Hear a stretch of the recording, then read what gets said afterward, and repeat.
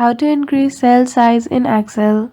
Hello everyone, welcome back to our channel and today we are back again with a new video. So without any delay, let's get into it. For that, firstly open Excel file. Once you do, click on any one of the row or column which you want to increase the size of. Go to Home and choose the option of Format. At the top, click on Row Height. Once you do, you will see this small prompt.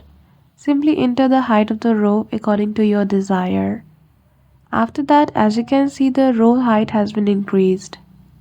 So as to increase the cell size, again go to the Home option, go to Format and choose Column Weight. Increase the column weight as well and you will be able to good to go. So that's it. I hope you found this video helpful.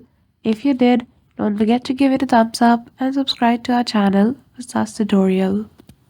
Thank you for watching till the end.